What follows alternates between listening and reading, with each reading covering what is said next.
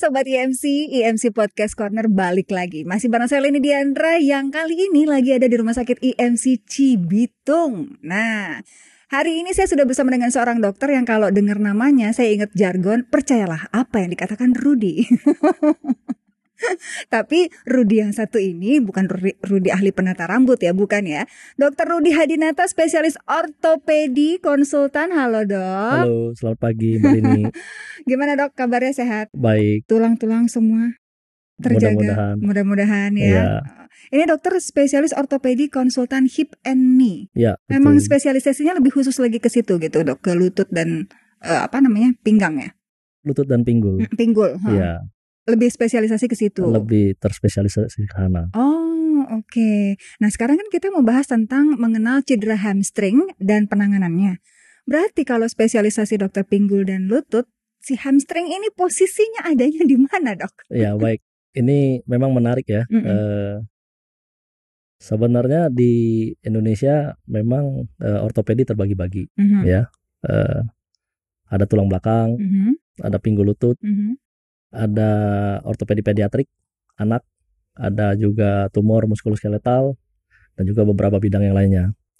Nah, memang di hip and knee ataupun pinggul dan lutut ini termasuk di dalamnya kita juga untuk trauma yang di sekitar panggul dan lutut dan juga cedera olahraga. Jadi memang subspesialisasinya itu terlibat di dalamnya adalah hip and knee, trauma dan sports. Sehingga cedera hamstring ini merupakan suatu cedera yang sering terjadi pada aktivitas olahraga, sehingga saya mengangkat topik cedera hamstring. Atlet biasanya dok ya? Atlet, ya. Tapi rekreasional juga banyak. Ya. Olahraga rekreasional gitu ya, kayak misalnya basket, sepak bola gitu ya dok ya? Iya, maksudnya tidak mesti atlet. Jadi orang-orang yang suka olahraga, futsal, dan sepak bola, dan basket juga kadang-kadang juga bisa mengalami cedera hamstring. Oh gitu. Biasanya penyebabnya karena apa dok? Penyebabnya bisa bermacam-macam. Yang paling sering adalah karena paling umum adalah kurang pemanasan. Kurang pemanasan. Jadi pemanasan ini penting ternyata ya. Betul. Oke, terus? Kurang pemanasan dan juga apabila kadang-kadang pasiennya ini sebenarnya jarang olahraga, sehingga fleksibilitas ototnya tidak terlalu baik. Dan pasiennya kurang pemanasan sehingga ya cederanya jadi terjadi. Dan juga yang paling sering adalah malahan pada yang aktif berolahraga, mereka biasanya overuse. Ya, makanya cedera ini biasanya sering terjadi pada awal permulaan aktivitas olahraga ataupun pada akhir. Dimana kalau pada awal biasanya pasiennya karena kurang pemanasan. Kalau pada akhir karena sudah overuse, dia udah repetitif berkali-kali, ya kan? Jadi dia terlalu capek, ototnya cedera. Oke. Berarti kalau kita ngomong tentang pemanasan dulu nih ya dok ya, berarti pemanasan itu yang ideal itu harusnya berapa lama dan gerakan seperti apa yang harusnya dilakukan oleh seseorang yang akan melakukan aktivitas olahraga? Iya, variatif ya. Seperti yang kita ketahui secara fisio olahraga, pemanasannya atlet sama pemanasannya yang kita rekreasional sports ya beda. Tapi kalau misalnya kalau ditanya berapa, ya kayak orang masak bilang secukupnya. Cukupnya itu gimana? Ya pertama pasti conditioning ya, kita pemanasan sampai tubuh kita merasa cukup panas, aliran darahnya juga udah baik, lalu baru dilakukan peregangan. Karena ini berkaitan dengan tadi yang masalah fleksibilitas yang tidak terlalu baik. Dengan dilakukan peregangan, mudah-mudahan jadi ototnya siap untuk melakukan aktivitas. Ya kalau misalnya ditanya berapa, ya kisarannya sekitar 5-10 menit. 5 menit kadang-kadang udah cukup, apalagi kalau misalnya biasanya aktif dan rutin. Jadi pemanasan ini bisa meminimalisir ya dok ya? Betul. Tapi tetap masih ada kemungkinan seseorang bisa cedera hamstring. Meskipun pemanasan udah benar nih misalnya, masih ada kemungkinan nggak? Bisa. Karena apa? Ya kan tadi faktornya selain pemanasan, karena faktor fleksibilitas ototnya juga kurang baik.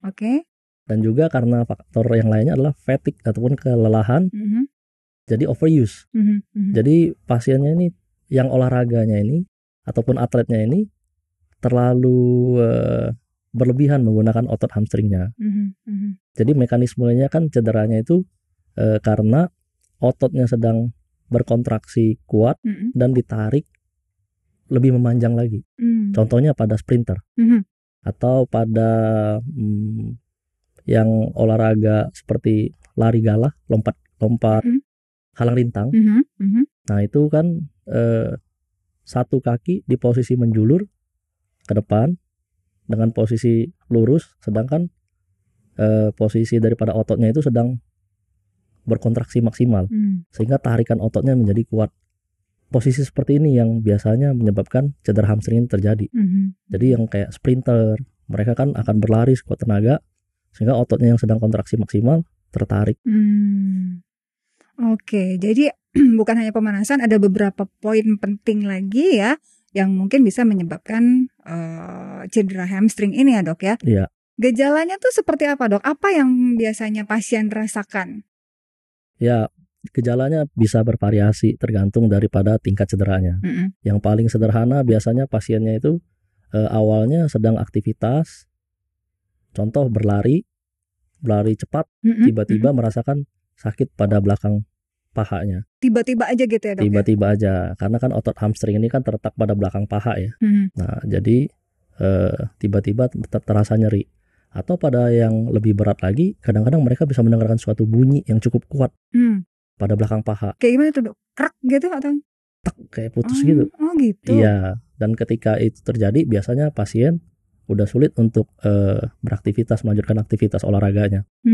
Dan bisa juga sih untuk yang kasus yang lumayan berat ya, karena cedera hamstring ini terbagi menjadi 3 derajat, derajat 1, 2, dan 3. Contohnya kalau misalnya yang 1 itu hanya cedera ringan, yang 2 ya cederanya moderat, yang 3 cedera berat yaitu putus ataupun terlepas daripada tempat origo ataupun tempat pelekatan ototnya. Ketika yang seperti itu terjadi, ya biasanya sih di belakang paha itu bisa terdapat memar dan juga bengkak. Nah itu gejala-gejala lainnya. Selain pasiennya juga tidak nyeri dan juga tidak bisa melanjutkan olahraga setelah mendengarkan bunyi yang cukup kuat. Tapi tentunya kalau udah di tengah-tengah aktivitas yang seperti itu, apalagi sampai terdengar bunyi tek kayak gitu, harus segera ke dokter dong, ya kan dok? Kan mungkin ada beberapa orang yang ini kayaknya cuma ini aja, keseleo aja, misalnya kayak gitu kan ya dok ya. Udahlah pakai minyak gosok misalnya kayak gitu kan. Pertolongan pertama dulu deh dok, sebelum kita ke rumah sakit tuh pertolongan pertamanya seperti apa? Iya, baik. Cedera hamstring ini sebenarnya untuk yang derajat 1 ya kita katakan, yang ringan. Pertolongan pertama ya baik 1, 2 maupun 3, pertolongan pertamanya ya sama. Dan cedera hamstring ini sebenarnya untuk terutama derajat 1 dan 2 ya itu bisa ditangani dengan konservatif ya. Kita maksudnya kalau misalnya seandainya kayak oh ya saya cuma nyeri sedikit ya, misalnya pasiennya mencoba untuk pertolongan pertama saja dan ternyata membaik ya itu oke, tidak perlu memerlukan pertolongan lanjutan. Tapi terkadang kalau misalnya seperti yang derajat 3 itu biasanya sangat sakit dan sangat mengganggu aktivitas sehingga ya disarankan pasiennya untuk diperiksakan. Nah pertolongan pertama apabila sobat EMC ada yang mengalami cedera hamstring ya sama seperti pertolongan pertama pada cedera-cedera olahraga lainnya ya kita lakukan prinsipnya RICE, yaitu rest ya diistirahatkan, ya tungkai yang cedera diistirahatkan ataupun hamstring yang mengalami cedera diistirahatkan, lalu diberikan ice, itu dikompres. Biasanya sehari ya sekitar 3-4 kali, di mana prosesnya sekali dikompres itu sekitar 15 menit ya, lalu dikompresi. Bisa dipasangkan perban elastis atau juga biasa perban yang memang dijual di toko-toko ataupun apotik, toko-toko olahraga ataupun apotik yang memang bisa langsung digunakan, dan juga tungkai yang mengalami cedera ditinggikan. Itu pertolongan pertamanya. Jadi kalau misalnya ternyata tidak ada perubahan gitu ya dok ya, harus segera dibawa ke dokter. Penanganannya sendiri setelah kita sampai nih ke klinik atau di rumah sakit tuh seperti apa dok? Iya, biasa seperti pada prosedur lainnya setelah mendapatkan riwayat daripada cederanya yang jelas, aktivitasnya seperti apa, dilakukan pemeriksaan. Pemeriksaan ya pertama ya dilihat apabila memang masih baru terjadi, biasanya kan di belakang pahanya masih bengkak dan juga ada memar, terutama pada cedera-cedera yang berat. Tapi kalau pada cedera yang ringan, kadang-kadang kita tidak bisa menemukan adanya suatu memar, karena kan otot paha ini cukup dalam dan juga cukup besar. Jadi dari pemeriksaan selain dilihat ya diraba ya untuk dirasakan apakah ada bagian tertentu yang memang sedikit lebih bengkak atau ada putusnya otot yang diraba dengan perabaan didapatkan suatu defek ataupun dia seperti ada bagian yang hilang. Itu dari pemeriksaan. Nah, biasanya kalau kita tidak mendapatkan sesuatu yang serius ya tidak dilakukan pemeriksaan tambahan yang tidak ada pemeriksaan tambahan yang diperlukan. Tapi kalau misalnya contoh ada otot yang teraba lebih tebal, curiga ini suatu lepas daripada yang tadi disampaikan origonya lepas, itu berarti kan diperlukan pemeriksaan lanjutan. Apabila ada memar yang cukup besar dan pasien ini adalah atlet profesional, ya sarannya sih sebaiknya dilakukan MRI. Kalau yang tadi yang dirasa kayaknya ini lepas dari origo, ya berarti mungkin saja ada satu bagian tulang yang lepas, bisa juga dikonfirmasi dengan ronsen.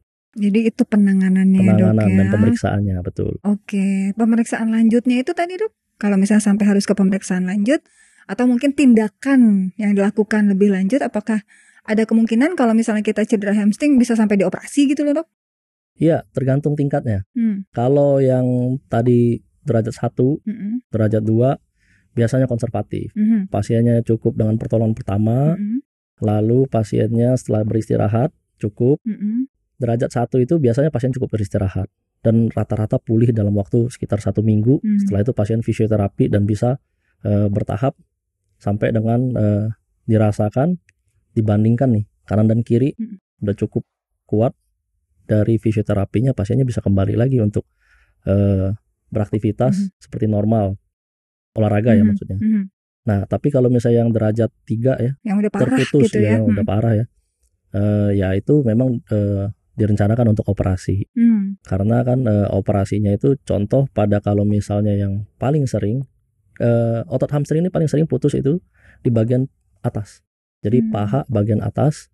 Nah, dan juga kadang-kadang untuk beberapa kasus walaupun jarang dia terlepas daripada yang tempat pelekatan otot ataupun origin. Nah, operasinya itu adalah menyambungkan kembali ototnya ke tempat pelekatannya.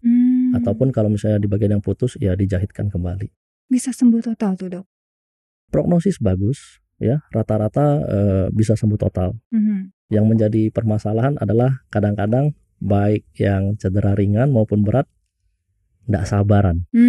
Enggak sabaran pengen main lagi, cedera lagi. Jadi belum sembuh total udah main lagi. Main lagi. Betul. Itu yang bisa menyebabkan terjadi lagi gitu ya, Dok, ya? Betul. Oke. Jadi kurang lebih proses penyembuhan itu berapa lama, Dok? Kalau untuk cedera yang paling ringan kita katakan derajat 1 ya, 1 minggu saja kan sudah cukup. 1 minggu tuh. Ini yang parah nih cukup. kita bicaranya nih, Dok. Ya kalau kita grade 2 ya 2 minggu istirahat rata-rata udah cukup ya. Dari kurang lebih 2 minggu 14 hari. Setelah itu pasiennya dikembalikan lagi. Apalagi kalau misalnya pasiennya atlet ya, mereka kan akan sangat namanya juga pekerjaannya.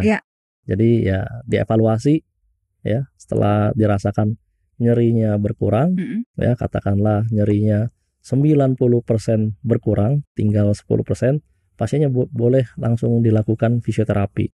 Jadi langsung dilakukan lagi fisioterapi secara bertahap, mulai dari stretching sampai dengan strengthening, sampai dengan return to sports, yaitu pasiennya kalau misalnya memang dia sprinter, lari, dikembalikan lagi ke track. Kirain dikembalikan ke mantan, bukan ya, Dok, ya? Bukan. Kembalikan lagi ke tracknya. Oke. Ya. Satu lagi dong, Dok, tips untuk Sobat IMC nih.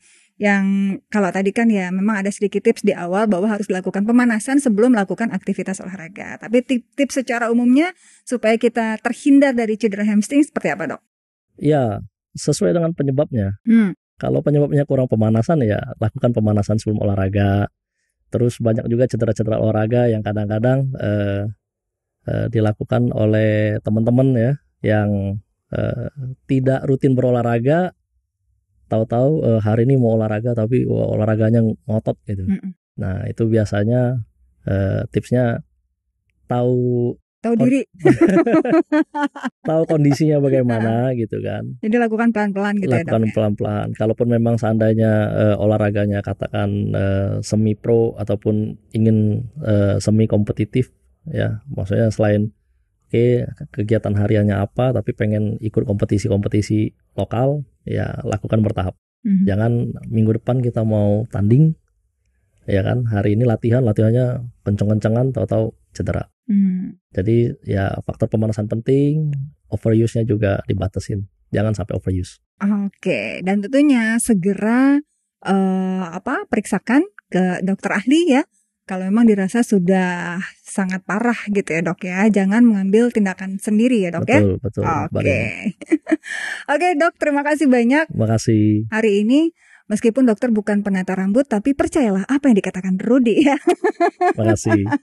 Oke, itulah tadi Dr. Rudy Hadinata, spesialis ortopedi dari Rumah Sakit IMC Cibitung di IMC Podcast Corner. Kalau mau tahu nih, Dr. Rudy ini prakteknya hari apa, jam berapa, bisa cek di www.imc.id. Jangan lupa juga follow Instagram @rs.imc dan subscribe channel YouTube kita RSIMC. Oke, kita ketemu lagi di IMC Podcast Corner berikutnya. Saya Leni Diandra, sampai jumpa.